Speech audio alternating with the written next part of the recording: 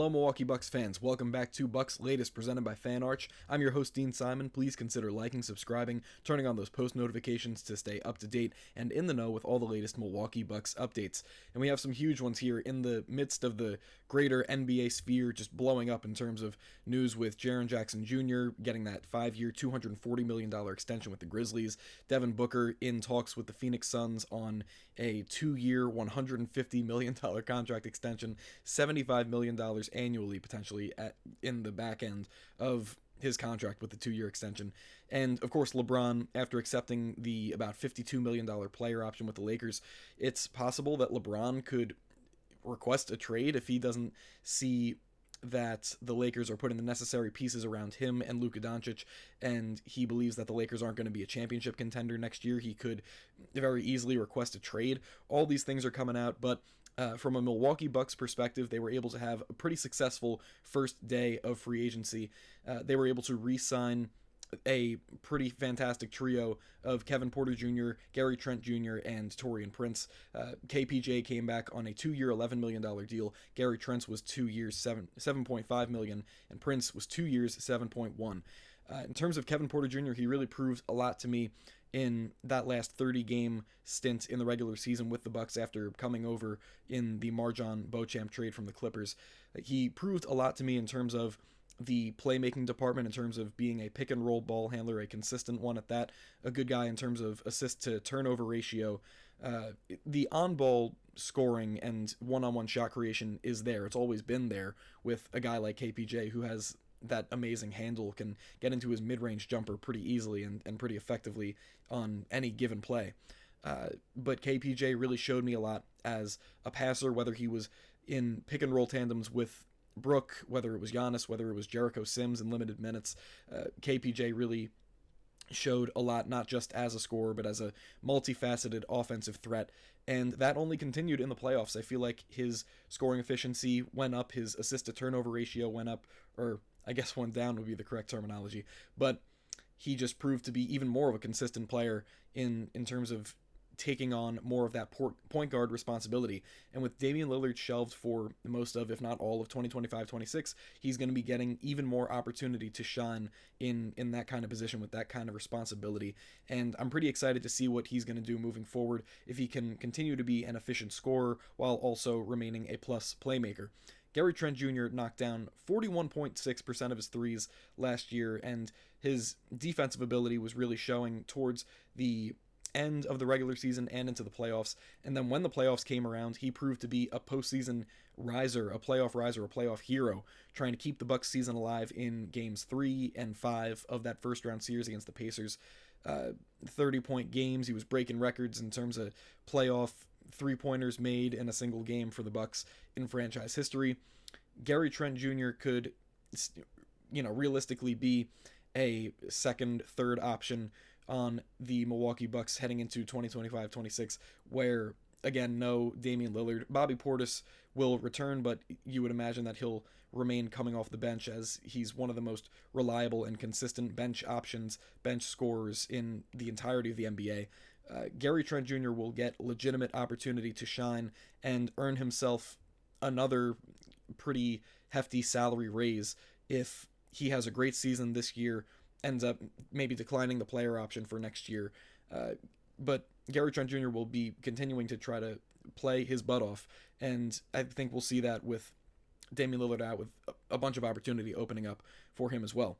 Taurean Prince knocked down a blistering 43.9% of his threes last year, and again, his defensive ability, his defensive capabilities as a consistent 3-and-D wing really showed last year, and you can't help but be happy with his production, not only as a shooter, but as a pretty rangy and effective 3-and-D wing that can guard 1 through 4 realistically. He's great with moving his feet, he's got active hands, just great instincts and intelligence all around on the defensive end, and he's a solid enough point of attack defender to pair with Giannis that he could make a huge difference for this Bucks team as a key veteran going forward for the next 2 years.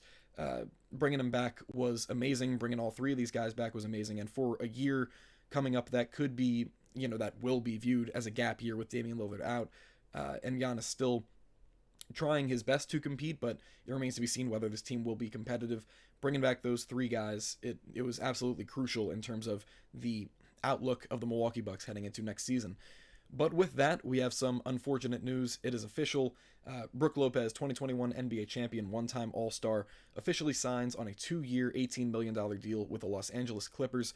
I'll tell you, when I saw that notification from Shams Charania breaking, Brook Lopez signs that 2-year, $18 million deal with the Los Angeles Clippers, when it was Clippers instead of Lakers, I kind of had a mini heart attack. I didn't really know what to think. I feel like it just came out of left field. Of course, it was predicted that Brook would end up signing with the Lakers over really any team that the Lakers were the favorite, the top suitor for Brook Lopez due to his shot blocking ability, his 3-point range, just his mix of floor spacing and defensive capabilities, even as he ages, as he's about to enter, I believe, his 17th or 18th season. Brook Lopez is still a fantastic option, and heading to the Clippers to, I guess, come off the bench behind Ivica Zubac, who really showed plenty of improvement this year, was a most improved player candidate, even a defensive player of the year candidate. He'll be coming off the bench behind him. I thought it was out of left field heading to the Clippers instead of the Lakers. Kind of threw me for a loop. But Brook Lopez became a franchise icon through his time with the Bucks. No matter how much his drop coverage infuriated me at certain points throughout his Bucks tenure, he was an integral piece of the Bucks 2021 NBA championship team, that whole title run. Brook Lopez was he was the defensive anchor alongside Giannis in the paint. You could rely on him for his shot blocking, of course, for his 3-point range. So Brook Lopez, now a member of the Los Angeles Clippers, his Milwaukee Bucks tenure has come to a close, and what an exciting tenure it was, though these last couple of years were pretty disappointing in terms of early first-round playoff exits, and those playoff exits coming in the most despicable way. Brook Lopez has remained a pretty fantastic option as a center, and now as one of probably the best backup centers coming off the bench behind Zubac in the entirety of the NBA. Moving forward, the Bucks, of course, tendered that qualifying offer of, I believe it was about $2.6 million to Ryan Rollins, who will now become a free agent, a restricted free agent, and he could get plenty of interest from prospective suitors, especially now with the Bucks kind of, I don't know if they're necessarily in a bind, really, whether they want to bring him back or choose to bring in a veteran, a guy, maybe reunite with a guy like Malcolm Brogdon, with, of course, D'Angelo Russell headed to the Mavericks for a 2-year deal. Dennis Schroeder most likely ending up on the Sacramento Kings. There's other options like a Brogdon, like a Chris Paul, though it remains unlikely, like a Russell Westbrook, though it remains unlikely. Spencer Dinwiddie, Dante Exum, some guys with more experience compared to a Ryan Rollins, who, maybe you prefer to bring in a guy of a Chris Paul caliber, of a Malcolm Brogdon caliber, to compete in the present. But Ryan Rollins' upside, it can't really be looked past. He really has the full package, and whether you talk about his ability to fly around the court, get up for blocks, he just has active hands in passing lanes, and both as an on-ball defender, he just has this all-around hustle on the defensive end that can't really be looked past, that can't go unappreciated.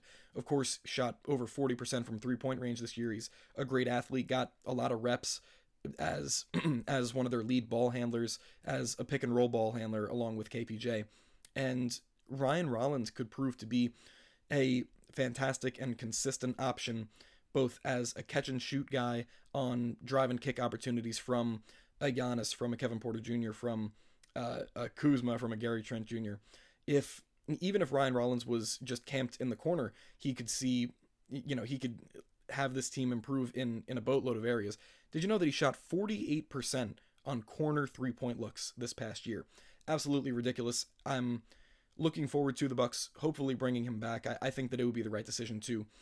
Again, as you're heading into a gap year where it's more than likely you're not going to be making that deep playoff run this coming year in 25-26. You're not going to be making that unexpected finals run with Giannis captaining a team of guys that aren't necessarily equipped to to help the team make that run.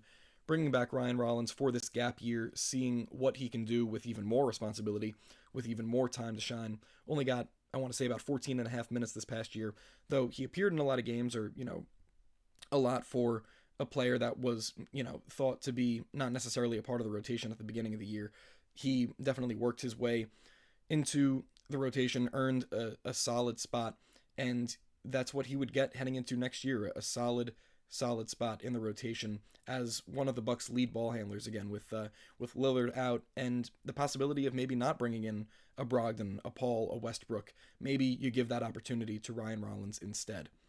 But lastly, Brook Lopez's departure, though we saw it coming, it leaves the Bucks pretty thin at the center position. Of course, their main concern now could be to re-sign Jericho Sims, who only really played spot minutes, but he was effective in those minutes as a pretty legitimate two-way threat, as a shot blocker, a pretty intense defender that could have potential of guarding maybe 2 or 3 through 5.